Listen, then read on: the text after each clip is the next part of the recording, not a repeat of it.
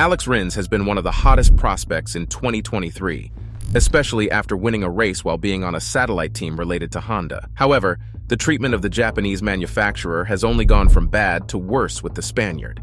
And now Rins is officially in talks with another team, one of Honda's fiercest rivals.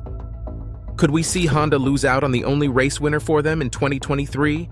And if so, is this the first step of the meltdown of HRC after they failed to follow a revolutionary road to get back on top of the game? Alex Rins signed a contract with Honda last year after Suzuki withdrew from the sport. But from day one, it was obvious that this wasn't going to be an ordinary contract, as Rins has committed to LCR Honda, the satellite team for HRC. His former teammate Joan Mir has been promoted to the main factory Honda squad and was paired up with Marc Marquez. And although Rins is the only one to have won a race for Honda in 2023, even though it was with their satellite team, it's not enough for the Japanese manufacturer to keep him on board. With the recent development of the situation between Honda and Marquez, one couldn't help but sympathize with Rins about wanting to go to another team, and in this particular case, that is Yamaha. While Yamaha's days could be a lot better than they are right now, the number one step that would take them in that direction would be to have a young and compatible driver who knows what he wants from the bike. You might be asking yourself, why Rins? Isn't he receiving this treatment at Honda? Paradoxically enough, the answer to this question is, no, he isn't. Although he stands as the lone Honda winner in 2023, the team does not place a lot of trust in his qualities and his abilities to always bring the bike where it needs to be, even though he debunked all of this during the Circuit of the Americas with his amazing performance. According to motorsport.com, there has been an official approach from Yamaha, and even Honda's representative has spoken about this matter, saying that Rins will participate in these contract talks with a spokesman from Honda, who will be there to evaluate whether or not the offer he'll receive from Yamaha is one worth matching. It's kind of a humiliating process to go through for Rins, considering the amount of talent he has on his hands, but there is nothing much he can do at this point other than seek shelter in a team that would appreciate him much more than Honda. The dissatisfaction started when everything was supposed to go well, after the COTA race, when Rins said that Honda has little support for me and that he feels wasted on this team. It's definitely a hit for the Japanese manufacturer because they are right now battling on every front possible. They have multiple drivers out due to injuries, their bike isn't working the best, and the 8-time world champion Marc Marquez is more likely to leave the team rather than stay, which only goes to show that the problem might not be the drivers and their never-ending thirst for satisfaction, but the team's traditional approach to every problem and their failure to realize that everything grows and is destined to change, as is their philosophy. One of the main problems that Rins has with Honda, and why he is now negotiating a contract with Yamaha, might be the fact that he requested to test the different chassis for Honda, which was tested out before by their main riders, Marquez and Mir. And not only was he denied this request, but when Marquez tested it, he automatically discarded the Calyx chassis, and the team has gone through with it.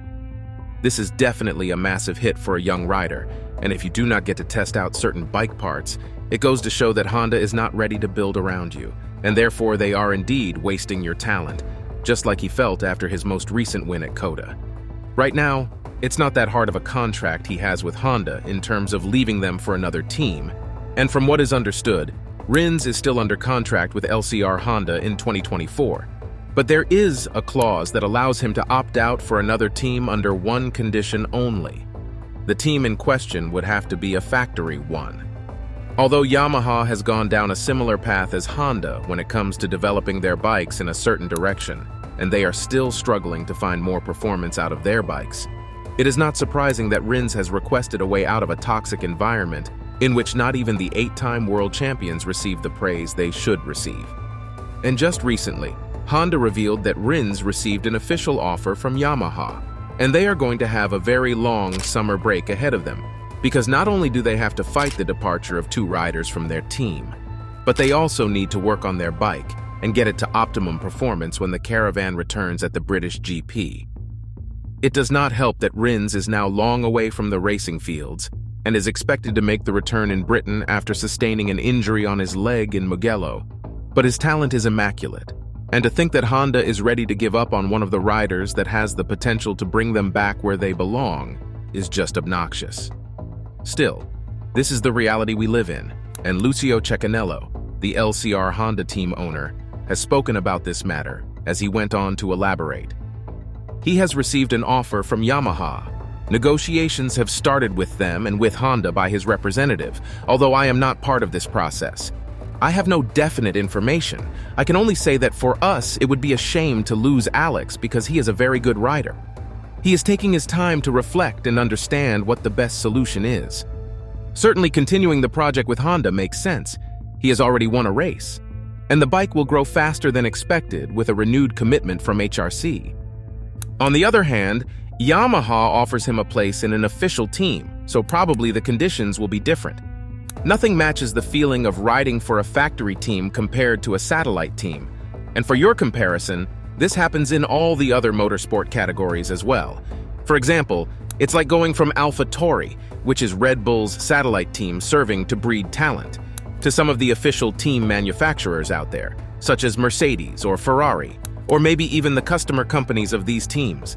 It's not proving that he'll have a greater time there, but what's worth noting is that he'll have the freedom to test out different chassis and parts and get the bike built around him, unlike an LCR, where he has to ride whatever is given to him and is previously tested out by other riders as well.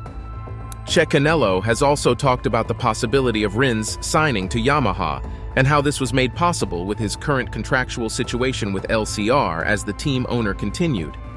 Alex signed a contract with HRC that included 2 seasons, 2023 and 2024, but an exit option in case he received an offer from a factory team. Already last year, a marriage had been attempted between Rins and Yamaha, which had broken up because of Franco Morbidelli. So his manager had wanted this option.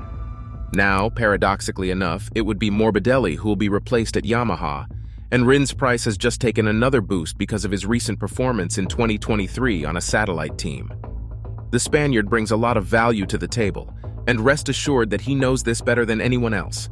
So just because he has an offer from a factory team doesn't mean he'll accept it for any price thrown at him, because it is not guaranteed that Yamaha will have a better development road than Honda. Although it would make a lot of sense for Rins to go to a factory team, it's yet to be seen whether Honda will improve with their bike, and therefore offer Rins a brand new solution to remain in the team for times to come. Now, the revolution is knocking on Honda's door so loudly that everyone in the paddock can hear it. And if you are to ask me, I think that they need to accept that the traditional way of building the bikes is not working, and that they need to let some European forces to join their traditional Japanese engineering to enlighten the way for their future young drivers. After all, if you are going to miss out on Rins and you have an 8-time MotoGP champion who is not satisfied with the way he is being treated by the team, I do not think that you have what it takes to be a championship-winning team yet again, and anything that you are going to suffer will happen because of your own decisions. Do you think that Rins will leave Honda for Yamaha? Let us know in the comments below.